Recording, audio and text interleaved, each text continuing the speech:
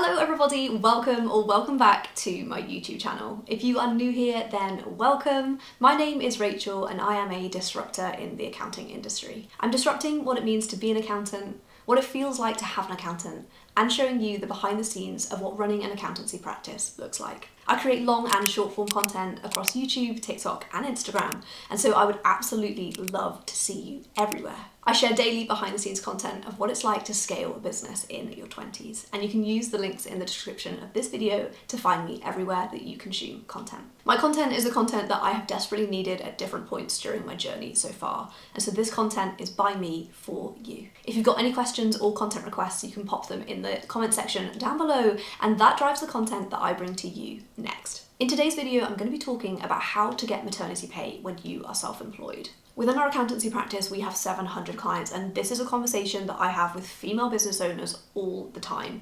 This information is incredibly confusing when you're looking at it online, and so I wanted to be the person to condense that information into a very calm, relaxed, and actually really celebratory piece where I'll be running through statutory maternity pay, eligibility for maternity allowance, the full rate versus the reduced rate of maternity allowance, the application process, and whether or not you can freelance whilst you're on maternity leave.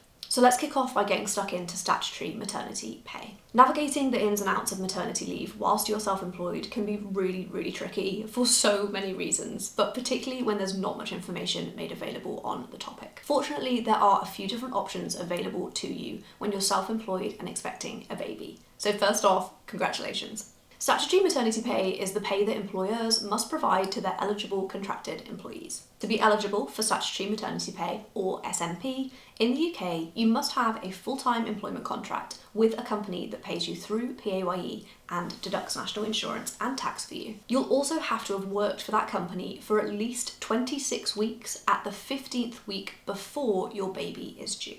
If you think you'll be eligible for statutory maternity pay, you can go direct to your employer who can hold your hand and walk you through that process with you. Now I'm going to move on to statutory maternity allowance, which is for those people who are self-employed during pregnancy. You're able to claim what is known as maternity allowance, or you might see it referred to online as MA. Maternity allowance is also available to those who change jobs during pregnancy, do not earn enough to actually be entitled to SMP, or are unemployed during pregnancy. And there are two main kinds of maternity allowance. There's the full rate and the reduced rate. To apply for either, the following criteria must be met during the 66 weeks before your baby's due date. The first condition is that you need to have been registered as self-employed for at least 26 weeks out of the 66 weeks before the week of your baby's due date, although these 26 weeks do not need to have been consecutive. The second requirement is that you need to have earned over £30 per week on average for at least 13 weeks. Again, these weeks do not have to have been consecutive. Maternity allowance is not means tested, and so this does not depend on your household income. You can qualify for it if you meet the qualifying conditions that I've just covered. Unfortunately, there are no benefits that self-employed fathers can apply for, and fathers looking for paternity leave must have an employment contract to be eligible for any of the allowances or benefits available. So now I'm just going to compare the full rate versus the reduced rate of maternity allowance. So full rate maternity allowance is paid for 39 weeks and in the tax year running from the 6th of April 2023 to the 5th of April 2024 is paid at £172.48 per week. Alternatively, full rate maternity allowance will be calculated at 90% of your average earnings if this is lower. To be eligible for full maternity allowance as a self-employed person, you must have paid Class 2 national insurance contributions for a minimum of 13 of the 66 weeks before your due date. You can actually check how much you've paid by logging into your HMRC online account. If it turns out that you haven't paid enough Class 2 national insurance for the full rate, don't worry, you might still be eligible for the reduced rate maternity allowance. This will be paid at a rate of at least £27 a week for up to 39 weeks. If you're claiming maternity allowance as the spouse or civil partner of a self-employed person, you are also entitled to the lower rate of maternity allowance, and this is presuming that you do unpaid work for their business. Maternity allowance which can be claimed in this situation is £27 a week, but just for 14 weeks. So let me walk you through the application process for maternity allowance. The application process for both rates is the same, and you'll find out if you're eligible for maternity allowance, usually within 20 days of your application being processed. To apply to receive maternity allowance, you'll need to head to HMRC's website and download a form known as the MA1 form. Once you've filled this form in, either online or by hand, it will then need to be printed out and returned to HMRC via post, along with evidence of your baby's due date.